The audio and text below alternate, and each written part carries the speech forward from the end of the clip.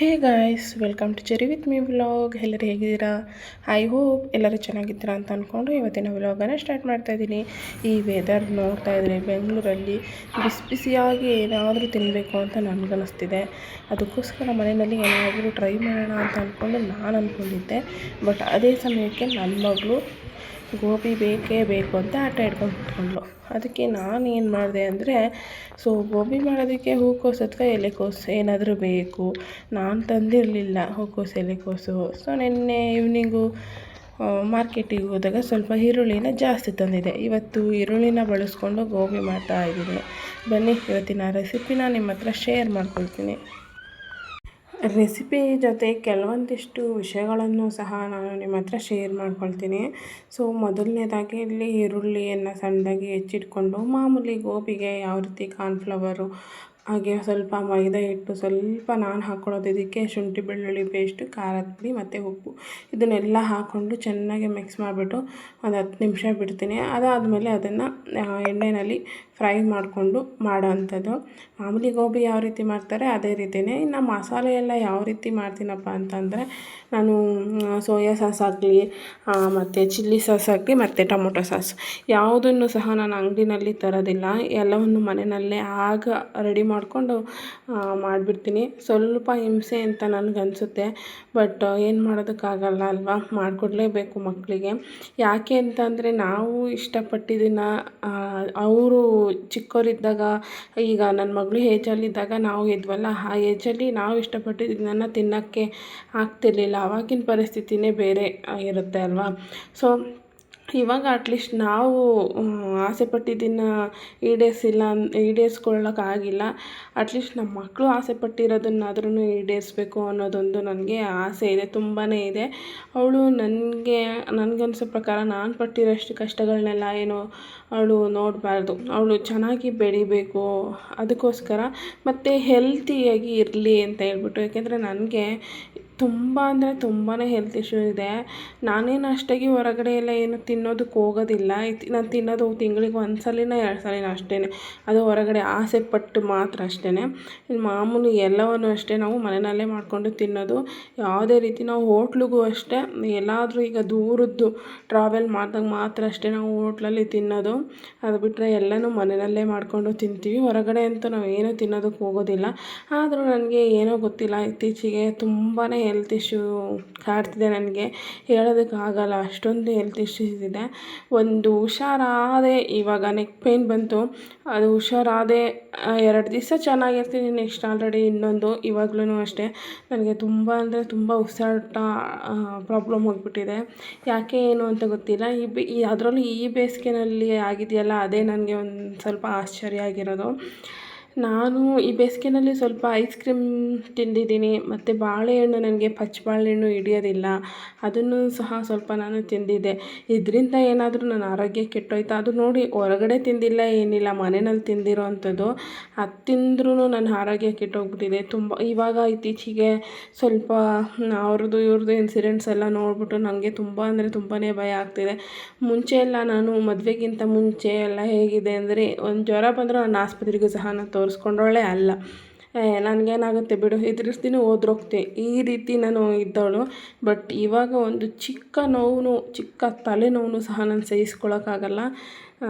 ನಾನು ಅಂತಲ್ಲ, ನನ್ನ ಥರ ಇರೋ ಎಲ್ಲ ತಾಯಂದ್ರೂ ಅಷ್ಟೇ ಆ ರೀತಿ ಯೋಚನೆ ಮಾಡ್ತಾರೆ.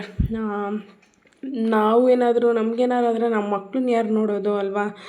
ಅವ್ರಿಗೋಸ್ಕರನಾದರೂ ನಾವು ಎಲ್ಲ ಕಷ್ಟಗಳನ್ನೆಲ್ಲ ಸಹಿಸ್ಕೊಂಡು ಇರಬೇಕು. ನಮ್ಮದು ಒಂದೇ ಆಸೆ, ಅವಳನ್ನೇನಾದರೂ ಮಾಡಿ ದೊಡ್ಡವಳಾಗೋವರೆಗೂ ದೇವ್ರ ಹತ್ರ ಕೇಳ್ಕೊಳ್ಳೋದು ಈ ರೀತಿ, ಚೆನ್ನಾಗಿಟ್ಟಿರಪ್ಪ, ಆರೋಗ್ಯ ಕೊಡು ಅಂತ. ಬಟ್ ನಾನು ಎಷ್ಟು ಕೇಳ್ಕೊಳ್ತೀನೋ ದೇವ್ರ ಹತ್ರ ಆರೋಗ್ಯನ, ಅಷ್ಟೇ ಹದಗೆಟ್ಟು ಹೋಗ್ತಾಯಿದೆ.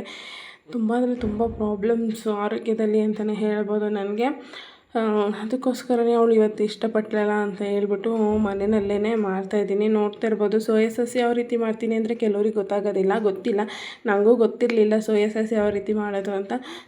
ಒಂದು ಪ್ಯಾನಿಗೆ 1-2 ಸ್ಪೂನಷ್ಟು ಸಕ್ಕರೆನ ಹಾಕ್ಕೊಂಡು ಅದನ್ನು ಚೆನ್ನಾಗಿ ಬೇಯಿಸಬೇಕು. ಅದು ಈ ರೀತಿ ಕನ್ಸಿಸ್ಟೆನ್ಸಿಗೆ ಬಂದಮೇಲೆ ಸ್ವಲ್ಪ ವಾಟರ್ ಹಾಕ್ಬಿಟ್ಟು ಒಂದು ಬಾಟಲಲ್ಲಿ ಸ್ಟೋರ್ ಮಾಡ್ಕೊಂಡು ಇಟ್ಕೊಂಡ್ರೆ ಫ್ರಿಡ್ಜಲ್ಲಿ ನಡೆಯುತ್ತೆ. ನಾನೇನು ಸ್ಟೋರೆಲ್ಲ ಮಾಡಿ ಇಟ್ಕೊಳ್ಳೋದಕ್ಕೆ ಹೋಗಲ್ಲ. ಇವಾಗ ಎಷ್ಟು ಬೇಕಷ್ಟು ಯೂಸ್ ಮಾಡಿಬಿಟ್ಟು ಮಿಕ್ಕಿದ್ದು ಚೆಲ್ಬಿಡ್ತೀನಿ. ನಾನು ಮಾಡೋದೇ ಅಪರೂಪ ಅಲ್ವಾ, ಸೊ ಇಟ್ಕೊಂಡು ಏನು ಪ್ರಯೋಜನ? ಅವೆಲ್ಲ ಜಾಸ್ತಿ ದಿವಸ ಫ್ರಿಡ್ಜಲ್ಲಿ ಇಟ್ಕೊಂಡು ತಿನ್ನಲೂಬಾರ್ದು. ಅಪ್ಪ, ಇವಾಗಿನ ಆರೋಗ್ಯದ ಪರಿಸ್ಥಿತಿ ನೋಡಿದರೆ ನನಗಂತೂ ಹೇಳ್ತಿದ್ದೀನಲ್ಲ, ತುಂಬ ಭಯ ಆಗುತ್ತೆ. ಮತ್ತು ಹೊರಗಡೆ ಮಾಡೋದನ್ನು ತಂದು ಕೊಡೋಕ್ಕೂ ನಮಗೂ ಭಯ ಆಗುತ್ತೆ. ಸಣ್ಣ ಸಣ್ಣ ಚಾಕ್ಲೇಟ್ ಆಗ್ಬೋದು, ಏನೇ ಅಷ್ಟೇ, ಕೆಲವೊಂದು ವೀಡಿಯೋಸ್ ನೋಡಿರ್ತೀವಲ್ಲ, ಎಷ್ಟು ಭಯ ಆಗುತ್ತೆ ಅಲ್ವಾ.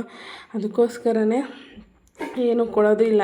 ಸಾಮಾನ್ಯವಾಗಿ ನಾನಂತೂ ನನ್ನ ಮಗಳಿಗೆ ಏನೂ ತಂದು ಕೊಡೋದೇ ಇಲ್ಲ. ಅವಳು ಇಷ್ಟಪಡೋದು ಯಾವಾಗಲಾದರೂ ಲೇಸ್, ಒಂದು 15 ದಿವ್ಸಕ್ಕೆ ಒಂದು 5 ರೂಪಾಯಿನ ಲೇಸ್ ತೊಗೊಡ್ತೀನೋ ಅದು ಹೆಚ್ಚು. ಅದು ಬಿಟ್ಟರೆ ಮಾಮೂಲಿ ಹಣ್ಣುಗಳನ್ನೆಲ್ಲ ತಿಂತಾಳೆ.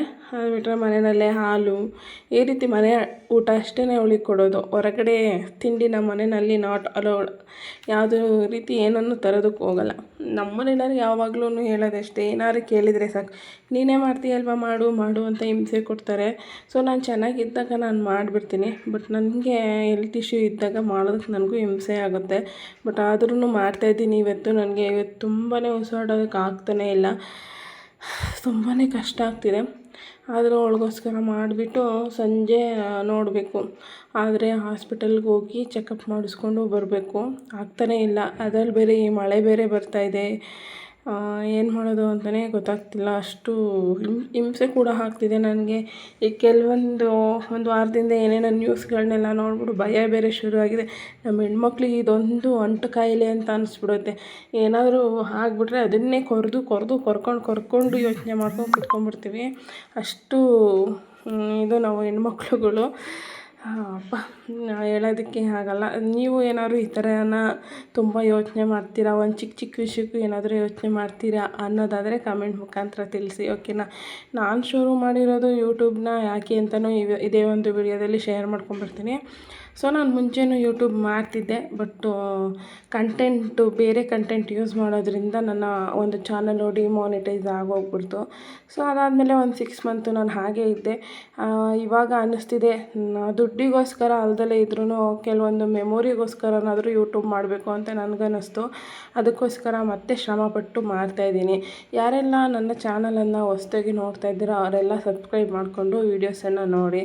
ನಿಮಗೇನಾದರೂ ಯಾವುದಾದ್ರೂ ವೀಡಿಯೋಸ್ ಇಷ್ಟ ಆಯಿತು ಅಂದರೆ ಕಮೆಂಟ್ ಮುಖಾಂತರ ತಿಳಿಸಿ, ಓಕೆನಾ.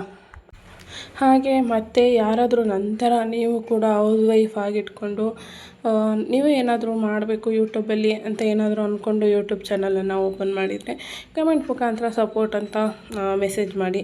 ನಾನು ಕೂಡ ನಿಮಗೆ ಸಪೋರ್ಟನ್ನು ಮಾಡ್ತೀನಿ, ಓಕೆನಾ. ಒಬ್ರಿಗೊಬ್ಬರು ಸಹಾಯ ಇಲ್ಲದೆ ಯಾರು ಕೂಡ ಬೆಳೆಯೋದಕ್ಕಾಗಲ್ಲ. ಇಲ್ಲಿ ಬೆಳೆದಿರೋರನ್ನೇ ಬೆಳೆಸ್ತಾ ಇರ್ತಾರೆ ಜನ, ಹೊರತು ನಮ್ಮಂಥವ್ರನ್ನ ಯಾರೂ ಬೆಳೆಸೋದಕ್ಕೆ ಹೋಗಲ್ಲ. ನಮಗೆ ನಾವೇ ಬೆಳಿಬೇಕಲ್ವ. ಹಂಗೆ ಸಪೋರ್ಟಿಗೆ ಒಬ್ರಿಗೊಬ್ಬರು ಸಪೋರ್ಟ್ ಮಾಡಿಕೊಂಡು ಬೆಳೆಯೋಣ, ಒಟ್ಟಿಗೆ ಬೆಳೆಯೋಣ, ಓಕೆನಾ. ಅದಕ್ಕೋಸ್ಕರ ನಾನು ಇಲ್ಲಿ ಕೇಳ್ಕೊಳ್ತಾ ಇದ್ದೀನಿ, ಎಲ್ಲರೂ ಕೂಡ ಸಪೋರ್ಟನ್ನು ಮಾಡಿ. ಆದಷ್ಟು ಈ ವಿಡಿಯೋಸನ್ನು ನಾನು ನಿಮ್ಮ ಫ್ರೆಂಡ್ಸ್ ರಿಲೇಟೆಡ್ಗೆಲ್ಲ ಶೇರ್ ಮಾಡ್ಕೊಳ್ಳಿ. ಅವರು ಕೂಡ ನೋಡಲಿ. ಇಷ್ಟ ಆಯಿತು ಅಂತಂದರೆ ಸಬ್ಸ್ಕ್ರೈಬ್ ಮಾಡಿಕೊಂಡು ಸಪೋರ್ಟನ್ನು ಮಾಡಲಿ, ಓಕೆನಾ. ಸೊ ಫೈನಲಿ ನಾನು ಗೋಬಿ ಎಲ್ಲ ಬೇಯಿಸ್ಕೊಂಡಿದ್ದಾಯಿತು ಎಣ್ಣೆಯಲ್ಲಿ. ನಾವು ಯಾವ ಎಣ್ಣೆ ಯೂಸ್ ಮಾಡ್ತೀನಿ ಅಂದರೆ ಕೊಬ್ಬರಿ ಎಣ್ಣೆ ಯೂಸ್ ಮಾಡ್ತೀವಿ. ಹೆಲ್ತಿಗೆ ತುಂಬಾ ಒಳ್ಳೆಯದು. ಮನೆಯಲ್ಲಿ ಕೊಬ್ಬರಿ ಇರುತ್ತಲ್ವ, ಹಾಗಾಗಿ ಕೊಬ್ಬರಿನೇ ಒಣಗಿಸಿ ಬಿಡಿಸ್ಕೊಂಡು ಬಂದ್ಬಿಟ್ಟು ಮಿಲ್ಲಲ್ಲಿ ಬಿಡಿಸಿ ಆ ಎಣ್ಣೆನೇ ಯೂಸ್ ಮಾಡೋದು. ಫೈನಲಿ ನಮ್ಮ ಮನೆಯಲ್ಲಿ ಹೆಲ್ತಿ ಗೋಬಿ ರೆಸಿಪಿ ರೆಡಿ ಆಗ್ತಿದೆ. ತುಂಬಾ ಚೆನ್ನಾಗಿರುತ್ತೆ ಈ ರೀತಿ ಗೋಬಿ ಮಾಡ್ಕೊಂಡು ತಿಂದರೆ. ನಾನು ಹೂಕೋಸು, ಮಶ್ರೂಮ್ದು ಎಲೆಕೋಸು ಮತ್ತು ಆನಿಯನ್ದು ಇದೇ ಫಸ್ಟ್ ಟೈಮು ನಾನು ಟ್ರೈ ಮಾಡ್ತಿರೋದು. ಟೇಸ್ಟ್ ಮಾತ್ರ ಅಲ್ಟಿಮೇಟಾಗಿ ಬಂದಿದೆ. ತುಂಬಾ ಚೆನ್ನಾಗಿದೆ ಟೇಸ್ಟ್ ಮಾತ್ರ. ನೀವು ಒಂದು ಸಲ ಈ ರೀತಿ ಮನೆಯಲ್ಲಿ ಟ್ರೈ ಮಾಡಿ. ಮಕ್ಕಳಿಗೋಸ್ಕರನೇ ಅಂತಲೇ ಟ್ರೈ ಮಾಡಿ. ತುಂಬ ಚೆನ್ನಾಗಿ ಬರುತ್ತೆ ಅಂತಲೇ ಹೇಳ್ಬೋದು. ಸೊ ಅದಾದಮೇಲೆ ನೆಕ್ಸ್ಟ್ ಇವತ್ತಿನ ವ್ಲಾಗನ್ನು ಯಾರೆಲ್ಲ ನೋಡಿದ್ದೀರೋ ಅವರ ಟೈಮನ್ನು ಕೊಟ್ಕೊಂಡು ಯಾರು ನೋಡಿದ್ದೀರೋ ಅವ್ರಿಗೆಲ್ಲ ತುಂಬಾ ಧನ್ಯವಾದಗಳು, ತುಂಬಾ ಥ್ಯಾಂಕ್ಸ್. ಇದೇ ರೀತಿ ನನ್ನ ಚಾನಲ್ಗೆ ಸಪೋರ್ಟನ್ನು ಮಾಡ್ತಾಯಿರಿ, ಓಕೆನಾ. ಹಾಗಂತ ಕೇಳ್ಕೊಳ್ತಾ ಇವತ್ತಿನ ವ್ಲಾಗನ್ನು ಹೇಳ್ಗೆ ಎಂಡ್ ಮಾಡ್ತಾಯಿದ್ದೀನಿ. Thank you so much. Bye bye, take care.